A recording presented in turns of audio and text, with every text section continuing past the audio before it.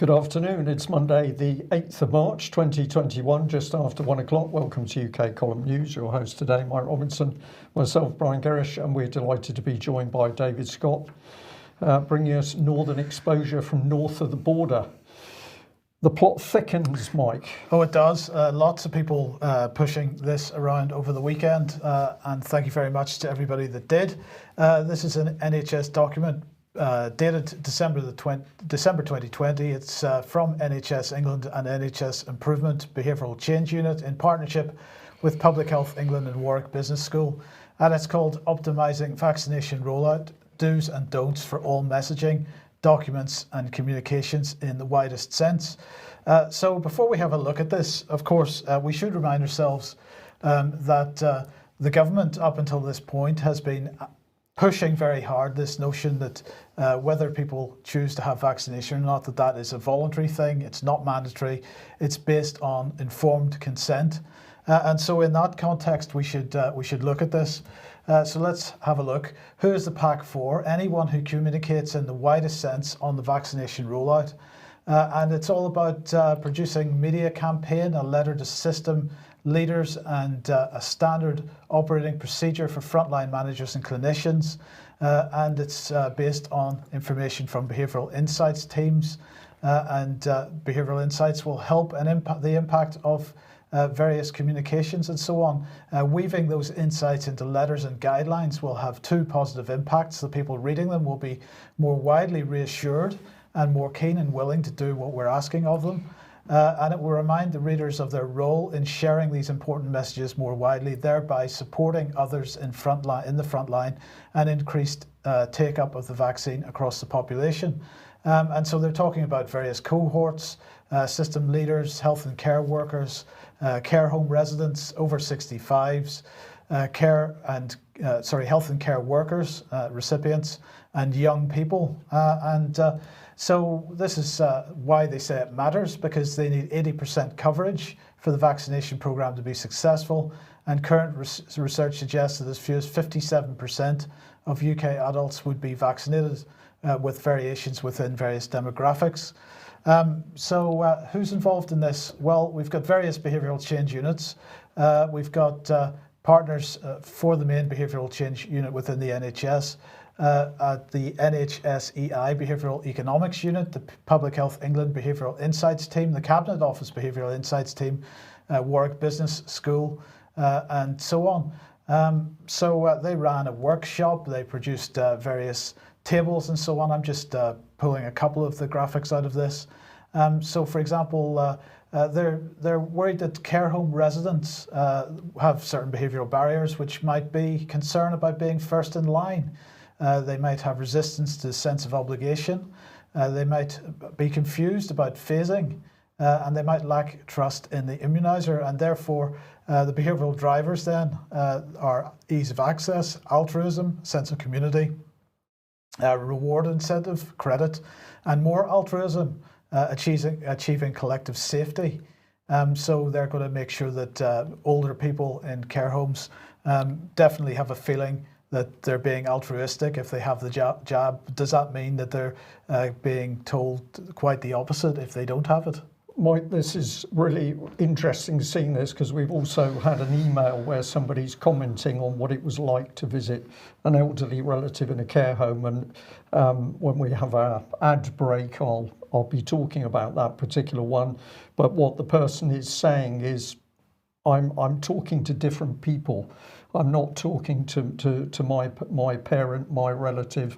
They've been changed. And I noticed in that table on the right-hand side the extreme cynicism that young people, well, there's a prevalence of conspiracy theories, it says there at 5.3. So if you're a young person, as far as these people are concerned, well, you're just some naive idiot who's not capable of making up any decision about how you should be treated medically. So if we really stress this, and I think we need to, the NHS says that if you're going to receive some form of medical intervention, you need to be able to make an informed choice.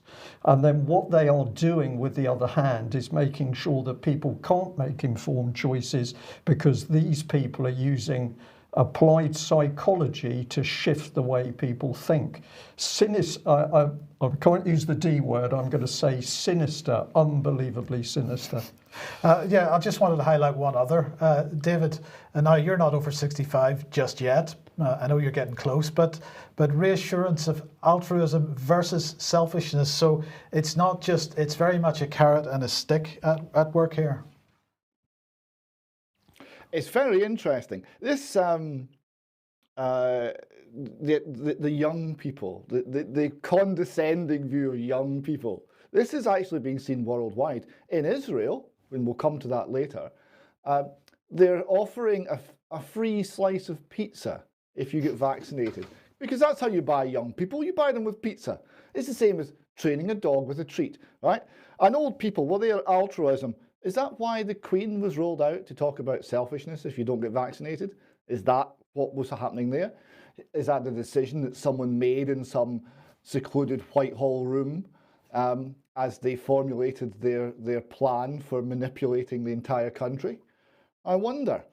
It's very striking. It's not reason and information and argument and persuasion. It's manipulation, it's trickery, and it's witchcraft that are being used on us. Yes, indeed. And well, let's have a look at the final slide here, because this is their final slide from their presentation, and it's called Mindspace. And this is from the Whitehall Behavioural Insights team.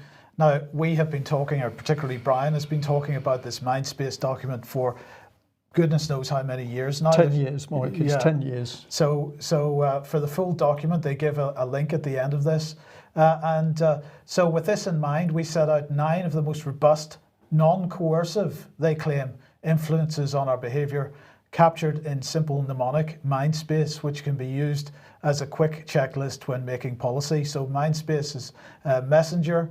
We're heavily influenced by who communicates the information. Incentives, our responses to incentives are shaped by predictable mental shortcuts, such as strongly avoiding losses. Norms, we're strongly influenced by what others do. Defaults, we go with the flow.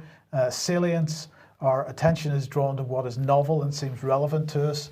Priming, our acts are often influenced by subconscious cues. Affect, our emotional associations can powerfully shape our actions. Commitments, we seek to we seek to be consistent with our public promises and reciprocate acts. And ego, we act in ways that make us feel better about ourselves. And this is a mnemonic that they're using to help people make policy.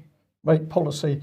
And the key bit is, Mike, who exactly is making this policy? So many people think when they're dealing with the NHS, they're dealing with the NHS. It's that simple, but of course it isn't, because we're dealing with the NHS, we're dealing with the government. No, we're dealing with another group of people. So let's just recap on the Behavioural Insights team, and what better place to go than gov.uk. Here's the key part. The Behavioural Insights team is now independent of the UK government. David, I might ask you about the meaning of language in a minute, because they've said they are independent. Let's have a look at the text. The Behavioural Insights team, also known as the Nudge Unit, is now a social purpose company.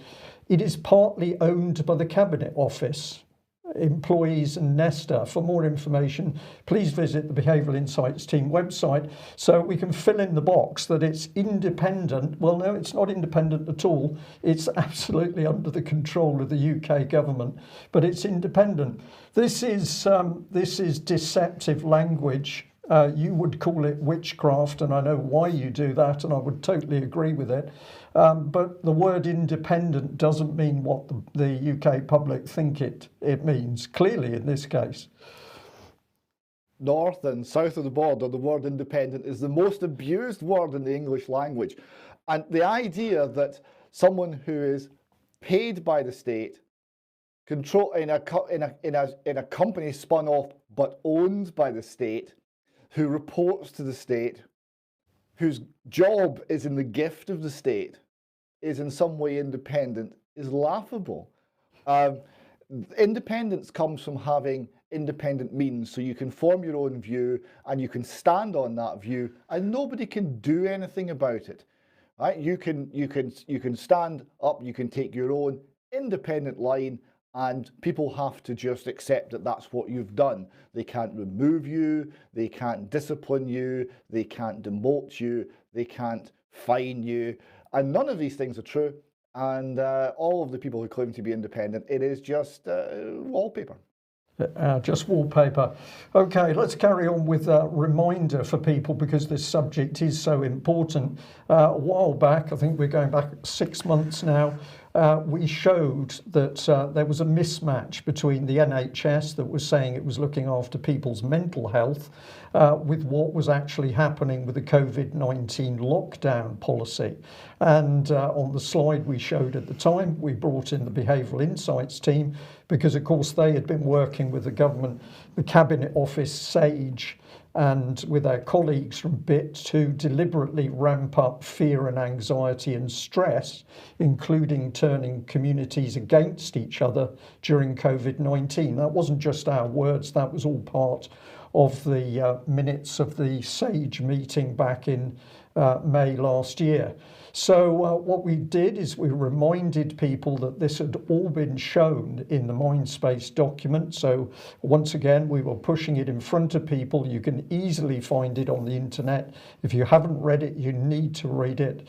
It's a frightening document because it says that this means that by the use of their applied psychology, this means that citizens may not fully realise that their behaviour is being changed, or at least how it's being changed. So if we put this in the context of the vaccines, which you've just shown, Mike, the government is boasting we can get people to accept the vaccine and they won't even know why they've done that, because it won't be part of their normal cognitive process. So this is a dangerous covert attack on people's minds, and of course bringing it to the surface so we can see what is actually happening is a key part of countering it. So the Behavioural Insights team, in partnership with the Cabinet Office, of course, was and still is. Now, last year, this is June, we sent an email to the press office of the Behavioural Insight team challenging them on that SAGE document, saying that people should be made fearful and stressed. The perceived level of personal threat needs to be increased. Consideration should be given to the use of social disapproval. This is messing with people's heads. This causes stress, mental illness, possibly depression, possibly suicide. But of course, what did we get back from the Behavioural Insights team? Absolutely nothing. And this is the pattern. So who are the people? Because it's not the organisation that you need to pay attention to, it's the people. This is the key man, because he goes back a long way to that Mindspace document. Professor David Halpin. We'll have more on him in the coming days. But this is an interesting lady, Janet Baker from the Cabinet Office. And let's have a little look at her. So LinkedIn, what's she got to say about herself? Well, she says she's got extensive experience working with businesses and clients to develop sustainable and value-added commercial solutions, passionate about supporting teams in the development of new business and ventures. David, very quickly, is this the sort of lady that you would turn to in order to help develop your business? No, because the people who have been put forward in these roles never have any business background. So I would tend to trust people who have done it. And the people who have done it are not working for the government. They're working for themselves. Well, they're working for themselves, they're working for other interests, but this is her experience in playing with people's minds. She's got a diploma in coaching from the University of Warwick, Warwick Business School, and she did a year with the Henley Business School to get a professional certificate in executive coaching. She's now working with a team of people that say they can unleash psychological technology on the population to get us to take a vaccine, but they don't want to print the adverse effects of those vaccinations. So what's her background altogether? Well, she started off with Coopers and Lybrand. She's went through a consulting agency, appears to have done something in the NHS, although I couldn't pin that down. Rural Payments Agency, pops across into the Treasury, stays there for 4 years, pops across into the Ministry of Defence, as you do, Mike. And where does that end up? Audit Commission. She's got a new bank startup. Then she's into the Cabinet Office and the Behavioural Insights team. But this one caught my eye because she's saying that she's also working with Zinc under their Mission 3. Now, who is Zinc? Well, we have mentioned this a couple of times. I'm going to say slightly tongue-in-cheek, it looks like some form of spooks consultancy. Because if we look at what they're doing, they say that they're there to deliver meaningful, measurable change around some of the most complex social issues. They're into strategy development, media development, communications, training, and capacity building. This is a bit more detail here. So it's a mission-led approach. And they say that if you want to get involved with Zinc's missions, it must tackle one of the great unmet needs in the developed world.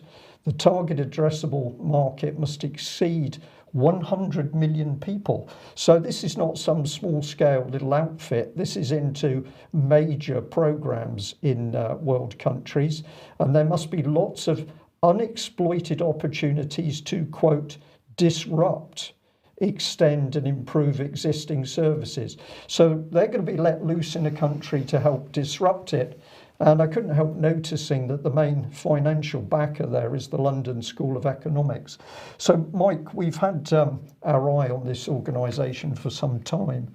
I think we'd say there's something a little more there than a normal company. Yeah, it's part of the network of organisations like BBC Media Action, like Thomson Reuters Foundation. They're into media development. They're into pushing UK Foreign Office narratives into other countries and countering so-called disinformation from other countries. And they appear to have really got going after the demise of the Integrity Initiative. Yeah. So we just follow it through just a little bit more. We've got these sort of images, which of course are all very glossy, glowing. These are designed to affect how you read it because it's about fostering good governance and democratic renewal. We've got this one, promoting information integrity and media freedom. Got to get that word in there. Media freedom. No, integrity. Integrity, yeah. Indeed. And at the bottom, we've got supporting independent media in the Baltic. So that starts to give us the flavour. But I did a little bit of simple analysis here by just having a look at who the main partners were. So if you're into good governance and democratic renewal, London School of Economics, their main funder, but we've got the Foreign, Commonwealth and Development Office, promoting integrity and media freedom. We've got the World Health Organization, KPMG, the Rockefeller Foundation, and the Foreign and Commonwealth Office. Here's the extremism. This brings in the European Union and also the US State Department. So we're into raw governments here and global powers. We've got the UN and also we've got the Australian government on board. Preventing online harms, including child sexual abuse. They're into all the good things. Same people, except we've got New South Wales government and we've got another organisation from Australia. Championing animal and environmental welfare, World Health Organization, KPMG, Foreign and Commonwealth Office, Rockefeller. And the last one here, building the capacity of civil society. Well, that was the Foreign Office. And I'm just going to end with this, which is one of their articles, absolutely fascinating, the Gap Society and what it means for communications. And it said that as we did the final clap for our carers, things have moved on. So a year ago, the idea that mass communications were in terminal decline wouldn't have seemed controversial. The ever-lengthening long tail of content, the proliferation of channel and platform devices, fragmentation of popular music, sharp decreases in readership, viewership and listening, to a much more individualized and atomized media. This is the key bit. This adds up to a simple truth. We no longer live in a mass society. Instead, we live in a gap society. The gaps, the things that divide us, have more impact and effect than the things we share and have in common. This means we need to reevaluate how we think about media and have communications channels. As the gaps have grown, the value has shifted. It's no longer about the ability to deliver mass audiences, but the capability to cross the last mile to reach into fragmented communities. So I'm going to say that they're basically saying we're no longer a cohesive society, we're fragmented, but they're worried they can't communicate to us in a block. They've got to actually get in to individual fragments of that society in order to get their message across. So David, I'm going to say here that these people are desperately worried that what's happening in society is outstripping their propaganda campaign. Did they just announce the death of the BBC, Brian? With any luck.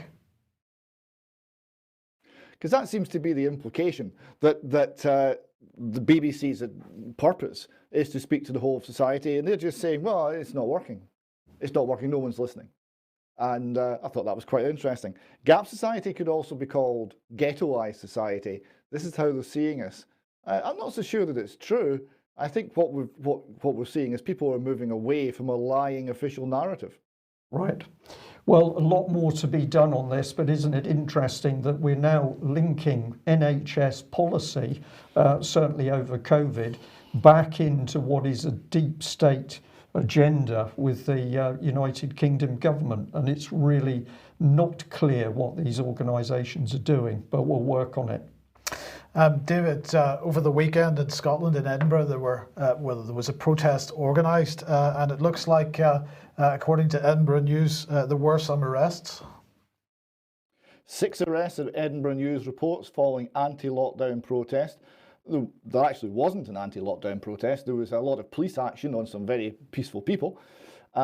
Superintendent David Robertson of Edinburgh Police Division said, quote, "Our approach throughout the pandemic has been to engage with the public, explain the legislation and guidance, encourage compliance, and use enforcement as a last resort. The majority of those who gathered today were compliant when spoken to." I will encourage people viewing here to see our articles and video of the events of Edinburgh and conclude for themselves whether that police officer is telling the truth or is in fact lying. So you do have a bit of video. Well, firstly, I went along. I was asked along to talk, and I went along to do a speech, and that was not allowed. So I went down to the beautiful setting of the Forth Bridge and did the speech to camera, and we've called it the Queensferry speech. And I think, do we have a little clip of that? We do have a little clip. Let's just have a look. So, ladies and gentlemen, in closing, I wish to say this. You are not equal. You are unique and beautiful human beings. You are fearfully and wonderfully made. Your lives and your decisions matter. There is no such thing as equality. If we are fooled into believing this lie, that error will erode every good thing. For how can light be equal to darkness, and how can we discern the difference if we believe them to be the same?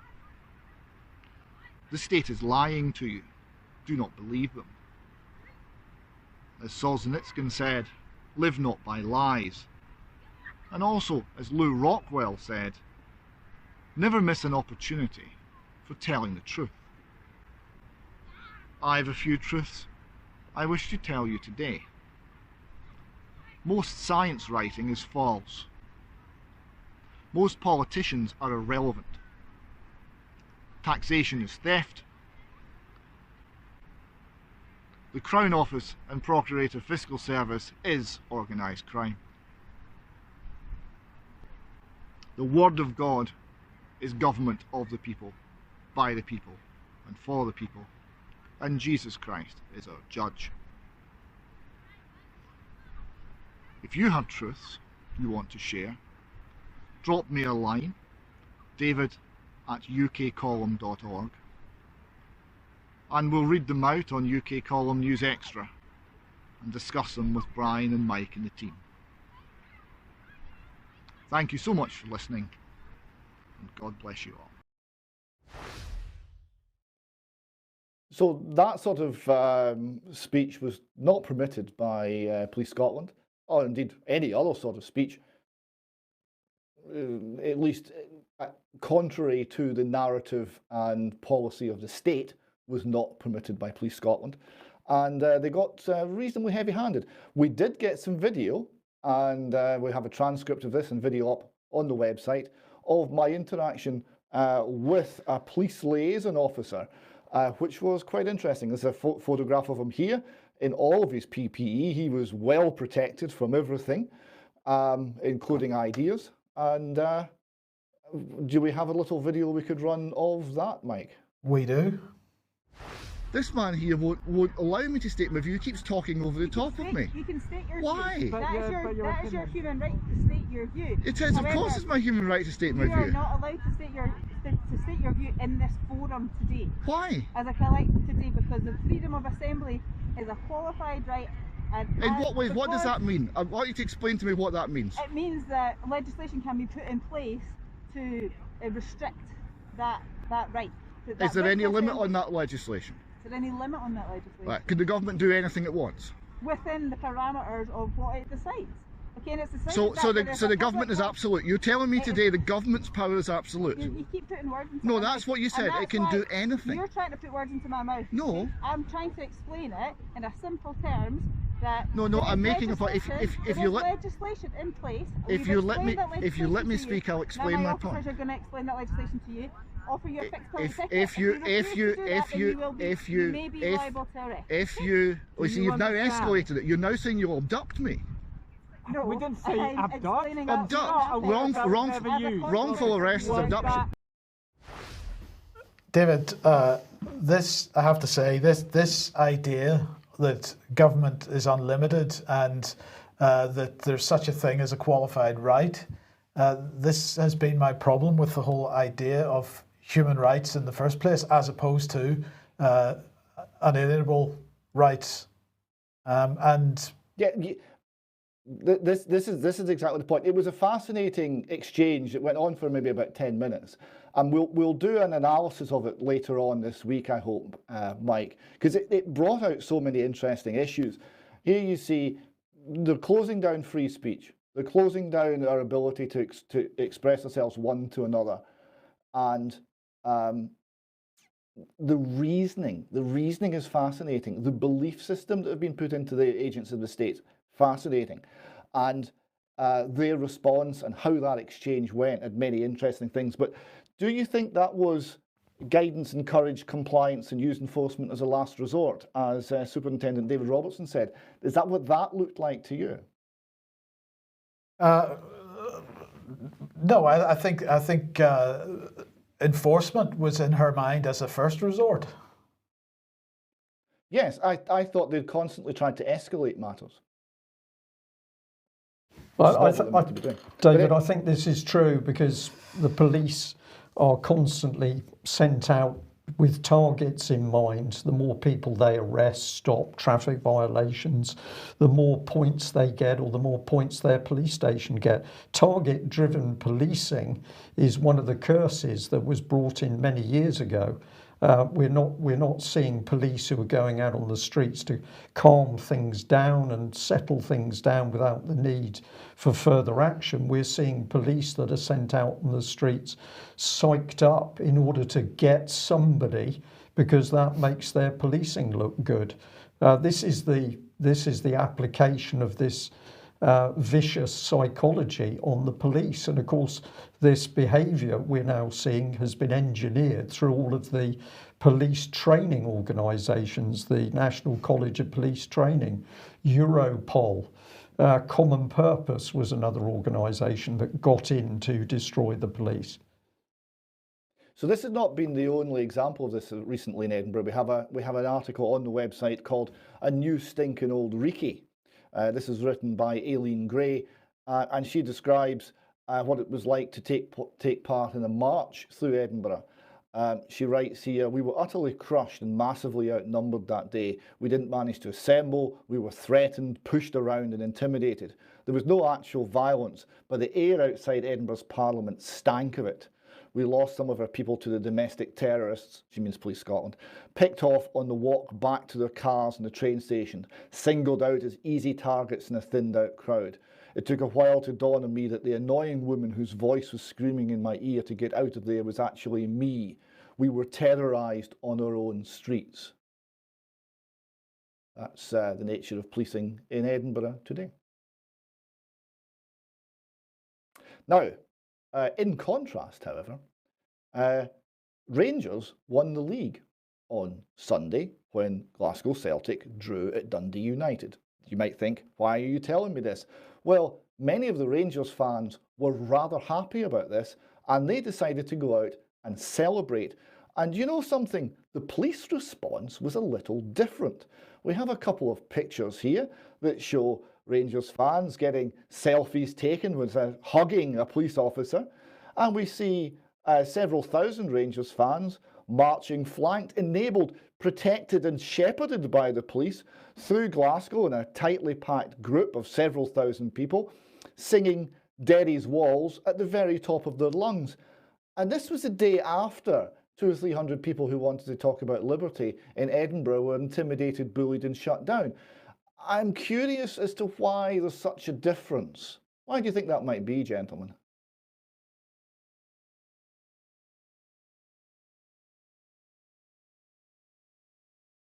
Sorry, do apologise. Yeah, sorry. I was watching some of the video clips of the NHS nurses protesting their pay rises. There was a group of them outside Downing Street on Saturday, I think it was.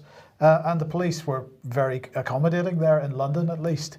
They allowed them to make their statements to camera in front of Downing Street and so on. But I understand that in Manchester there was a different policing response. So I thought we lived in a common law jurisdiction, David, where the law was applied equally in all areas of the country and everybody understood what the law is. But apparently that's very much down to the decisions being made by chief constables these days. Yes, we don't have law anymore, Mike. We have policy now. Yeah. Yeah, we have policy and it's made up on the hoof. So this is the deliberate dumbing down of the police. They don't even know what their job is. So you're going to get different policing in different circumstances. But I thought we were going to end up deciding that scientific opinion has told us that there's not a problem with football and COVID. That's always possible. Yeah. Takeaway in pubs. It's different. It's a different virus. But let's just stick on the theme of the police. And many people pointed out this really excellent video clip, little bit of editing, but this is from Resistance GB. And I've got to say, please visit and have a look at the other material on this site. Very, very good. Let's look at the police arresting these ladies in a London park. In the main body? Yeah, main body. Madam, just mind a step. We're going to walk round to the side doors, madam.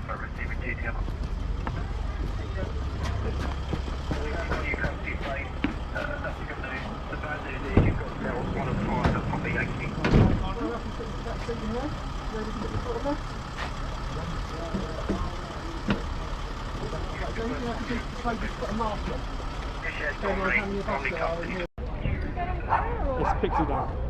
Pixie, main body of the pixie down. And my friend has been arrested for the same reason. For no reason whatsoever. Explain to you.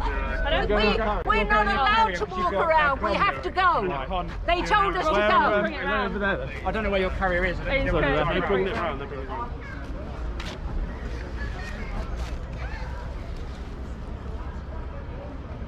That's how anti-democratic it's got. And they'll find any excuse. So, David, it's very clear, two extremely dangerous women, because the police, of course, had to hold on to them at all times.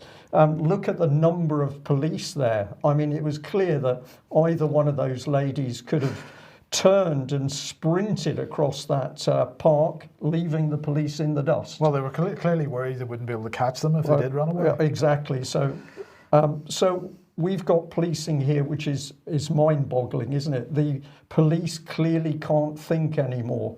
And quite a lot of the comment coming from people interacting with the police is that the police are not thinking as people anymore. They're not acting as human beings. So in that park, I counted at least 13, I think it was, police officers patrolling or playing football. I couldn't see what the ones in the background were doing. But if you were out in the park, you were a risk to society and you clearly needed to be arrested by multiple police. This is organised madness. Well, you say that. 13 police officers to arrest 2 old ladies. This might seem excessive, but these old ladies, these old ladies can really be difficult sometimes. And I think it's a case of real life is now imitating art, because I remember when I was a small boy, we had Monty Python. They had a sketch about hell's grannies, you know, gangs of old ladies beating up young men. Maybe that's what the police have been watching, and they're trying to avoid this. Yeah, possibly. Well, let's switch to something positive. And several people have pointed out this site, Fair Cop. Now, what is this about? This is about people who are challenging this sort of bizarre policy by the police.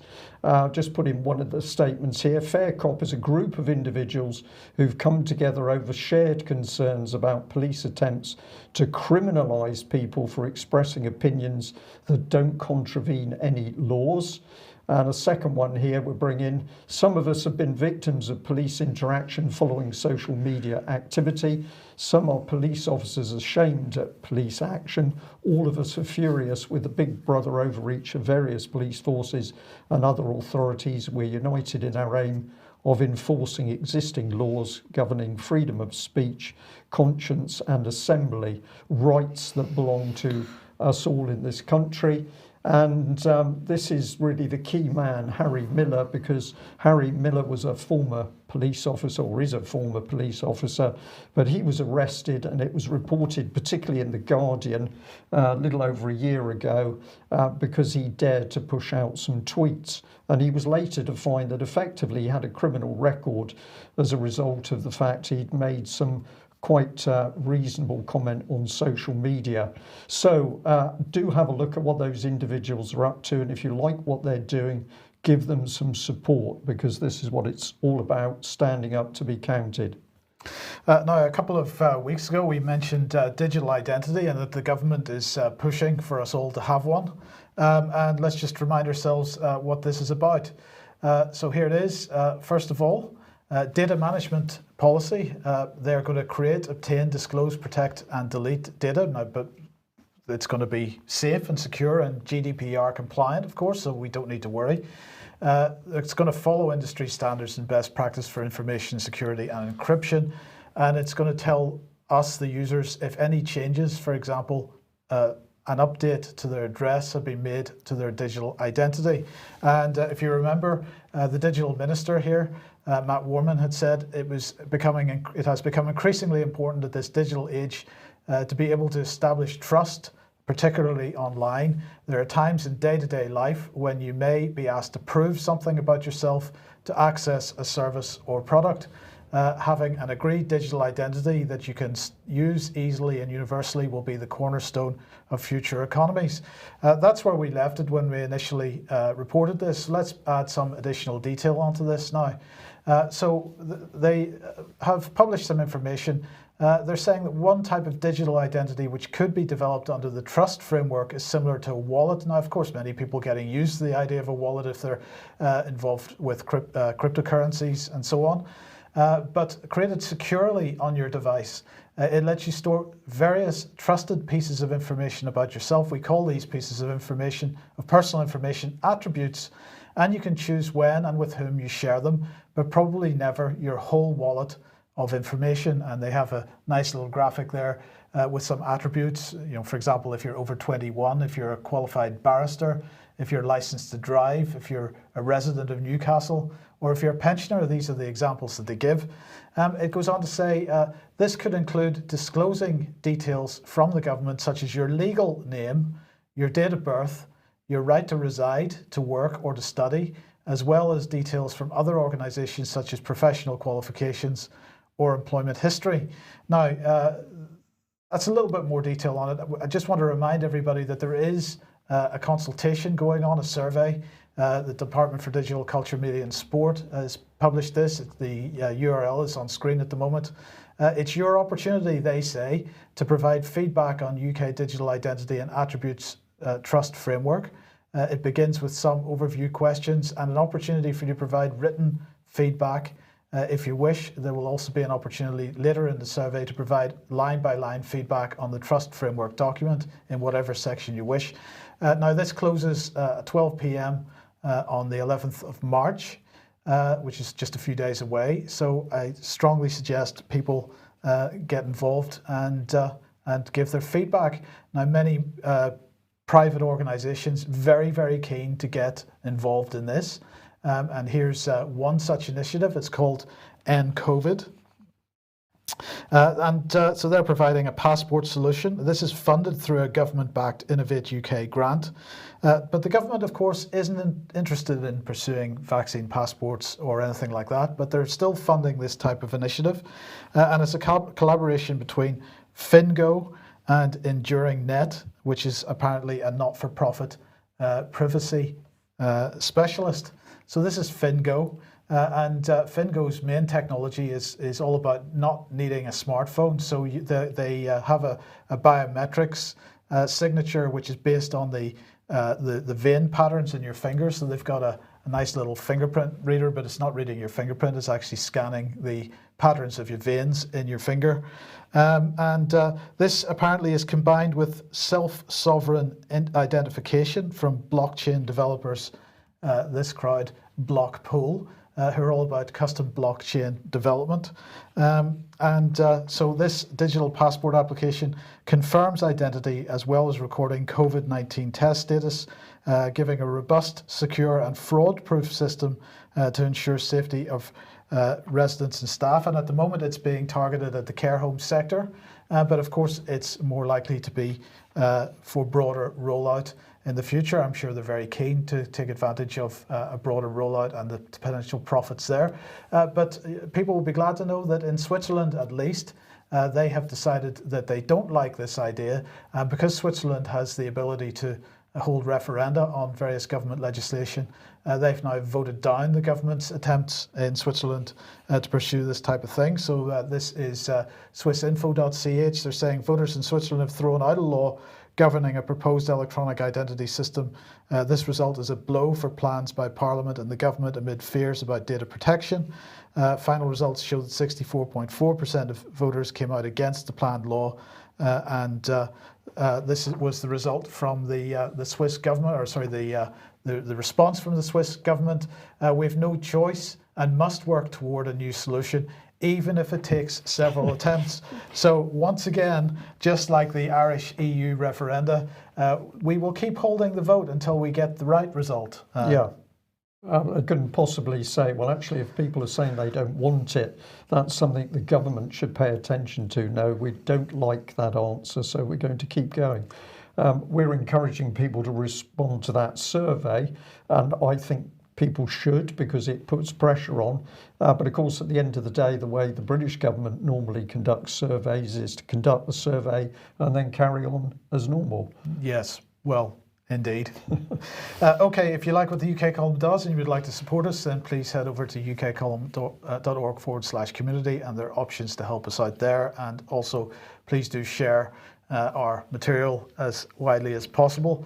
I see we're up to just shy of 85,000 subscribers on YouTube. It'd be nice to get to 100,000 before they kick us off, if they decide to do that. Yes. Yeah, well, we just encourage people to do that. It would be good to see that 100k come up. Now, we also want to say, if you haven't, would you consider supporting Lynda Thayer's Crowdfunder because she needs this money to help conduct her legal defence in France. There's no ifs or buts about that. This is very, very important. And at the end of the day, Lynn Thayer and David Noakes have worked so hard to bring the idea of alternative remedies for certain ailments to the public attention, and they've certainly paid the price. So see what you can do.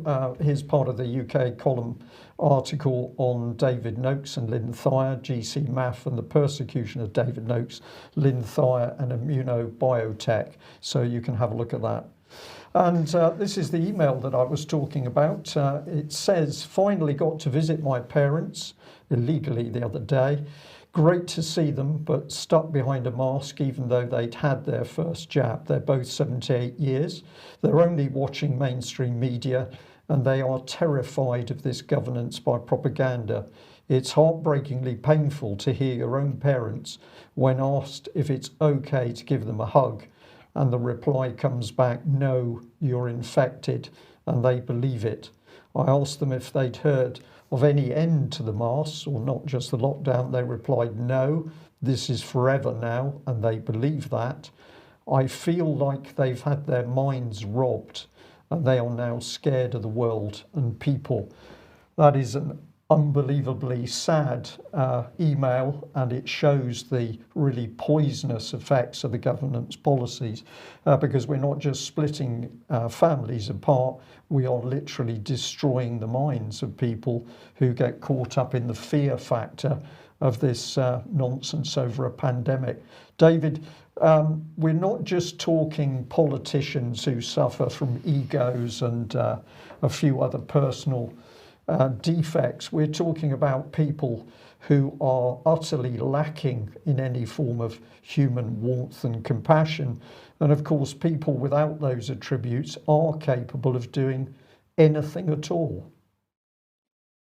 Yes, this is why it's essentially a spiritual fight, and this is why the problems are essentially spiritual in nature. And the failures that we see in society go much further than the politicians and the government. This scientific consensus has failed us, as has many parts of the medical profession, and we know the gallantry of those parts that have stood against us and the opposition that they've seen. And we've also seen the mainstream media fail and not question this narrative. So there's much failure to go around, and against that background, individual people are frightened and they are desperate. And I'm seeing people even that I meet in business who don't look well, who look worried, distressed all the time now, and it's the lockdown that's doing it. Yeah, that's correct. Well, just in the UK column section here, I want to say thank you to the viewer that sent me a very interesting email and reminded me, of course, the report, particularly in The Guardian, of Boris Johnson, who was sighted at an airport after he'd been to what was described as an exotic Italian party with Lebedev. And what did the text say? I've just chosen a bit. The passenger, who asked to remain anonymous, said he was standing in the queue to go through security when he realised the scruffy man shuffling along in front of him was Johnson, who was clutching a thick book about war strategy. It was a surprise to see him. There was nobody with him and he didn't appear to have any luggage, said the source. He was such a mess. He was quite dishevelled and his trousers were twisted and creased. He looked like he'd slept in his clothes. And the other inference from that article is that Boris was possibly still under the effects of that party and whatever was taken or consumed. And why did the viewer send this to us? Because they were pointing out this is the man that we have all been stupid enough to give authority to run this current lockdown. So when we're looking for who is responsible, part of that should be a look in the mirror to say we've all allowed this to some extent. David, I think you look as though you might have a bit of a response to that one. Well, I mean, there's plenty of problems to go around. But remember, the failure of democracy. One of the things that's failed is the whole democratic system, because we're constantly given choices between the bad and the worse. Yeah, that is absolutely correct. Okay, let's come on to face masks and an article in the Evening Standard here. Face masks safe to use during intense exercise, study suggests. And they are pushing this idea quite hard. So let's ignore the Evening Standard and go and have a look at the actual study. This is it. You can leave your mask on. Effects on cardiopulmonary parameters of different airway protection masks at rest and during maximal exercise. And this is what they actually say. Protection masks are associated with significant but modest worsening of spirometry and respiratory parameters at rest and at peak exercise. The effect is driven by a ventilation reduction due to an increased airflow resistance. They say, however, since exercise ventilatory limitation is far from being reached, their use is safe even during maximal exercise with a slight reduction in performance. So there is a reduction in your performance as you exercise, but don't worry, it's safe. Now, of course, this particular report, this scientific analysis was based on oxygen levels and so on, and no mention of potential of breathing in microfibers or nanofibers and the potential effects of that, particularly under the type of intense breathing that you're going to be doing under physical exercise and so on. But look, if people are not buying the mask story and are particularly concerned about their children at school, going back to school this week and being encouraged to wear masks, it's quite interesting that although the schools are being told and the public are being told by the government that it's purely an opt-in whether children wear masks in classrooms or not.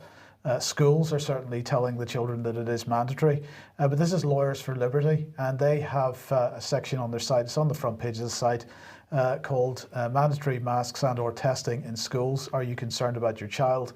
And they actually publish a template letter if anybody wants to write to the school.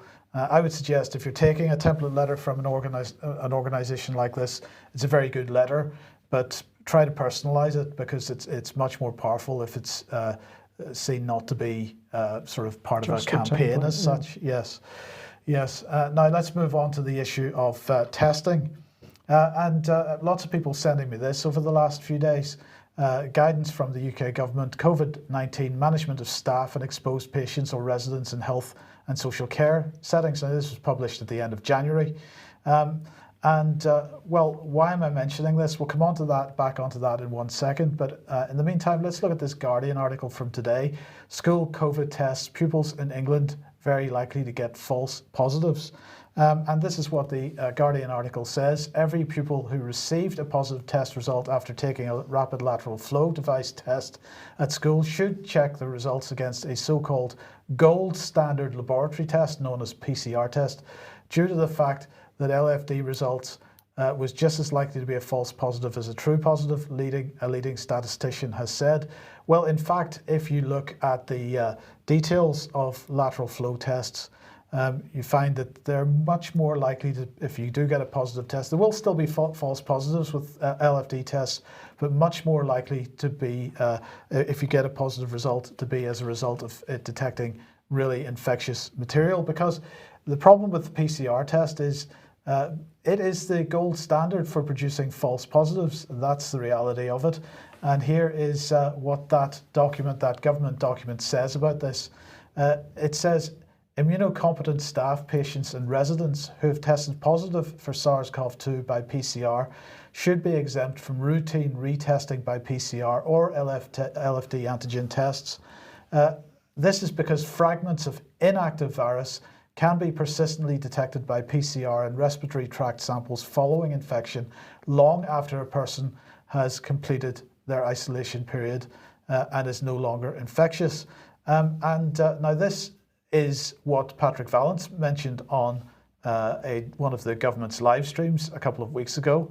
It is what the UK column and many others have been highlighting about PCR tests for over a year now, and it's the point that we've been making is that PCR tests should not be used as a diagnostic, and in fact they shouldn't be being used to drive policy, which is exactly what's happened. The only reason we've got lockdown, the only reason that we've got the vaccine program is because of PCR testing and so-called cases. The reality is, to put it crudely, the dead do not exist. The people have not, the all-cause mortality in the country doesn't lie, and we haven't seen the levels that were threatened by the various so-called scientists and SAGE and so on. So look, let's just consider the implications of false positives through whatever testing mechanism it is. First of all, immunity passports and certificates. If you're relying on PCR tests with respect to immunity passports or certificates, and it could be months from the point where you're already through an infection before you're actually testing negative, then what are the implications if immunity passports and certificates are rolled out? What are the implications for your employment status under those circumstances? What are the implications for availability of healthcare if you're not allowed to get healthcare for a heart attack, for a stroke, if you're not allowed to have a routine operation because you have tested positive and you're continuing to test positive even though you're no longer infectious? What are the implications for you? What are the implications for a child's ability to attend school or college? And what are the implications for our ability to travel? David, everything has been based on PCR tests, the gold standard, and the gold standard doesn't work, at least from the ability to decide whether somebody is actually infectious or not. But it seems to work very, very well for the governments that want to impose a policy which is unpopular and unnecessary. And the other thing that I would say here is that actually it's completely gone out of my mind, so I'll just pass it straight over to you there. And the government's policy is science-led, we're told.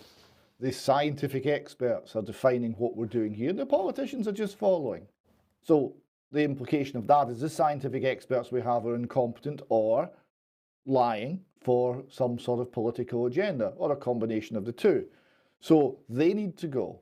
This is a scandal. Our entire policy, our entire shutdown, the ruination of our economy, the isolation of our people, a spike in suicide rates, and all the other harms are based on testing that's not fit for purpose, and the scientists haven't managed to notice this. They have to go. I think they have managed to notice this. Well, look, let's move over to Israel and bring us up to date on what's going on over there. We have on Northern Exposure, and will be up just after the news on the UK Column website, an interview with Gilad Atzmon.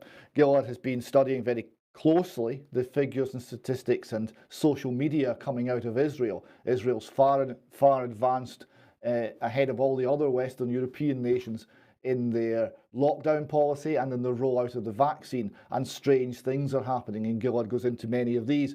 A 1,300% increase in mortality in infants and newborns, strange problems with nursing mothers, strange problems affecting women, response of populations to the vaccine that are the opposite of what one would expect if the vaccines are as safe and effective as they're claimed. A fascinating interview. I hope people will follow that and consider the points Gilad makes. Another excellent interview, this time by James Dellingpod. And he interviews Ilana Rachel Daniel. Now, she is now a politician, but she wasn't a politician. She'd avoided politics. But she's a mother and a woman living in Israel, and she's so appalled by what's happening to her country, she's joined a political party called the Be Healthy Party. She writes here, like many of you this past year, I have witnessed the deliberate destruction of the values that we live by and the systems in place to uphold them in the name of public health. I, like you, have sat up nights grappling with the inconsistencies in the explanations our government has offered for their policies. In the near 5 cumulative months we have sat in lockdown, I, like you, have seen the brightness in our children dim. And isn't that a telling phrase? She continues, after the full year, billions upon billions of dollars and the most brilliant scientific minds at the task, I ask, how can deadly lockdowns and risky experimental novel technology be our only options?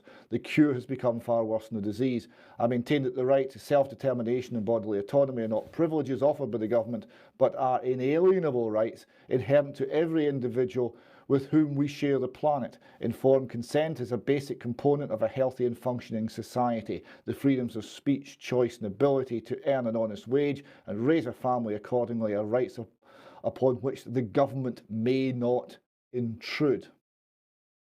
Indeed, and just to stick with Israel for 1 second then, I just wanted to highlight this, which I thought was slightly amusing, David. Pfizer CEO's Israel visit cancelled because he's not fully vaccinated. So it is a bit ironic perhaps, but I wonder, is that really the reason, or was there slight concern that he might get lynched? Well, it could be either. Yeah, either way it's funny. Yes. Okay, let's just quickly move on to this. The BBC pushing this out yesterday, why popular YouTubers are building their own sites. Well, they're suggesting that people are not, sorry, wrong graphic there. Had David on screen by accident. We're not doing well today. But anyway, why popular YouTubers are building their own sites. And they're not really talking about censorship as such.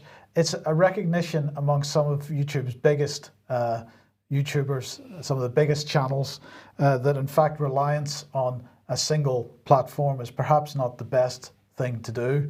But an acknowledgement as well, it seems that they're not so keen to move on to other platforms because you're really just back in the same situation with the other platforms. And David, they are therefore setting up their own websites and starting to, for the first time, and starting to try to build their own platforms.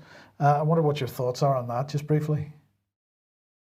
Well, it's excellent news, and it shows that if people who get a monopoly position in a market that's in any way free start to abuse that monopoly position, other sources of services will come in and displace them. The Facebooks, the Twitters, and the Googles of this world, beware. Indeed. Now, a few minutes ago, Brian was talking about the Zinc network and media development and so on. The news from Iran is that Nazanin Zaghary-Ratcliffe has been released. She's had the tag removed from her leg, but she is quite possibly facing new charges in Iran over the next couple of days. So she's going to be back in court, and we'll see whether she actually ends up being sent home or not. Dominic Raab had this to say.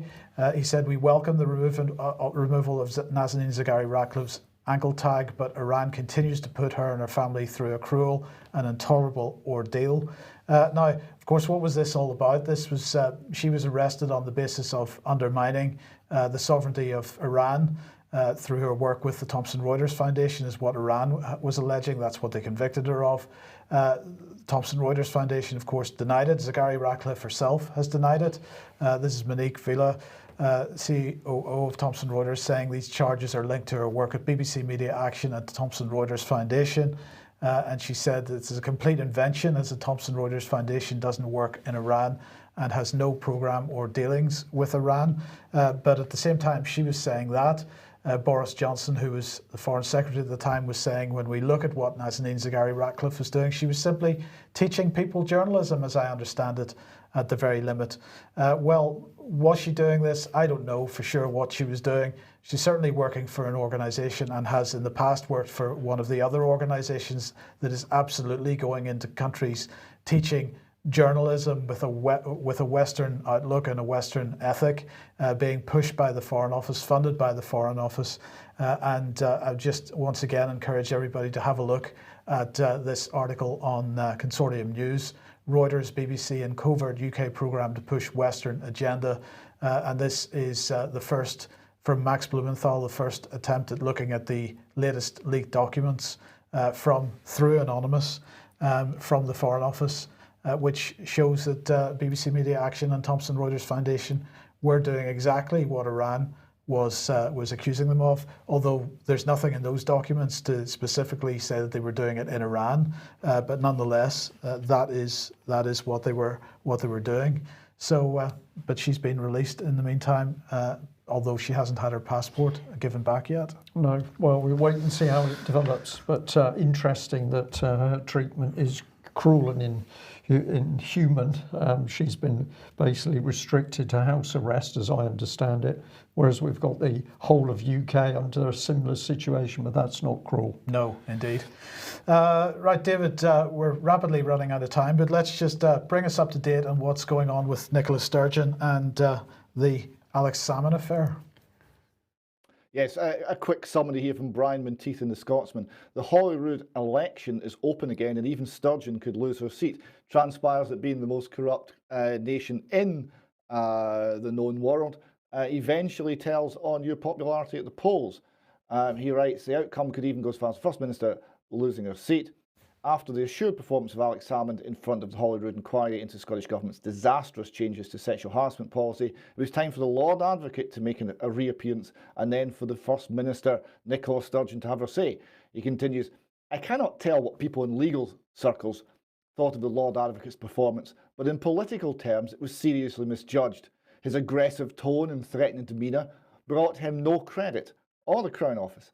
In suggesting the committee should be careful not to impugn the reputation of an institution he oversees, he made two obvious errors. Firstly, he failed to recognise that the Crown Office serves the people of Scotland and must be accountable to Parliament, not the other way around. Secondly, he rather forgot it was only a few weeks ago when he was required to apologise to the full Parliament for a malicious prosecution by the Crown Office of two innocent citizens in charge of Rangers FC when in administration. With the compensation settlement already at £20 million and likely to rise as much as 5 times that number, the committee would be hard-pressed to malign the Crown Office's reputation any more than it had achieved on its own. Brian Monteith continues, the Lord Advocate's appearance was, however, a mere amuse-bouche to what was to come the next day, which is, of course, the appearance of Nicola Sturgeon, who stood for sat for 8 hours, showing remarkable staying power. 8 hours before committee, basically remembering nothing, and stonewalling for 8 hours and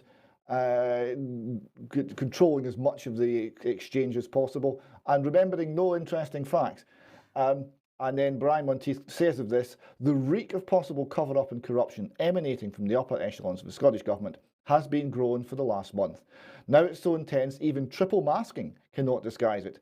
No surprise that over the weekend, 2 new opinion polls appeared showing a continuing fall in support for both independents and the SNP. That makes 3 damaging polls in the last 10 days before the reaction to the government's evasiveness has had time to sink into the public's consciousness. There were billboards across Scotland at the weekend saying resign Sturgeon. There was skywriting going on and saying resign Sturgeon. There is a clamour for her to go.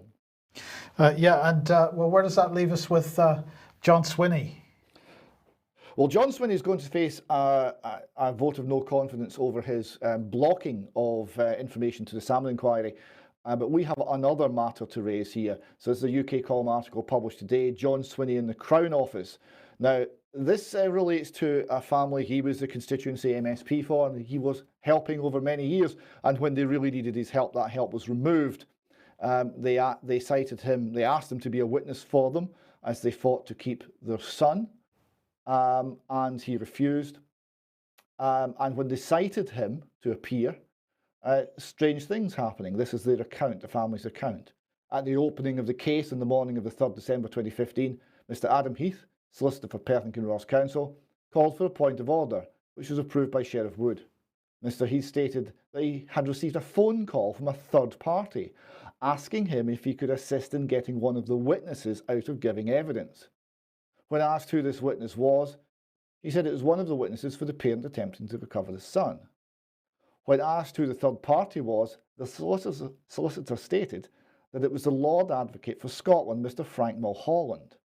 Finally, when asked the second time who the witness was, Mr. Heath said it was Mr. John Swinney, Deputy First Minister of Scotland. The Sheriff said this action would not be allowed, but also prevented the recording of the point of order by the verbatim reporter. So here we have an interaction between the Cabinet Minister and another Cabinet Minister who is also the Chief Law Officer for Scotland to influence a civil case, to interfere with a witness list, to, well, is this not contempt of court? We don't know. Is this standard practice? There are many questions. Is the Crown Office there simply to get to make awkwardness go away for politically well-connected individuals? How corrupt is Scotland? We asked some of these questions in the article. We hope that we will be seeing some answers before very much longer. David, just very quickly, when I saw some of the evidence being given, the Crown Office was continually being referred to as the Crown. These delusions of grandeur? Well, and the irony is, of course, Mike, that I once asked the Crown Office and Procurator Fiscal Service what the word Crown meant, and they told me they did not have that information, and therefore, under the Freedom of Information Act, could not give me a response. Yep. So what's the Diary of Justice and Injustice Scotland saying? This is a record of a case against Nicola Sturgeon.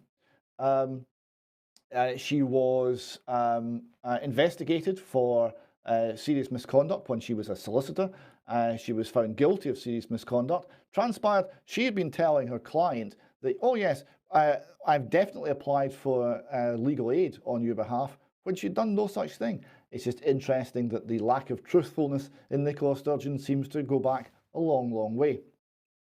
Yes, okay. Well, look, let's end with your traditional final slide then. Yes, I like this one. So we've got here the story of COVID told via Soviet propaganda. So at the start here, we have 4 people before a desk, and they're labelled "Trust Government," 2 weeks to flatten the curve, wash your hands, and no groups. And then 2 weeks to flatten the curve is airbrushed out and is gone completely, and we're left with just the 3. And then no groups disappears, because obviously if you're Rangers fans, you can assemble in a group. And we're left with just "Trust Government" and "wash your hands." And then eventually it's just "Trust Government" as Stalin looks down on you. And that's where we're at about now. Indeed. I think that sums it up extremely well, David. Thank you very much for that.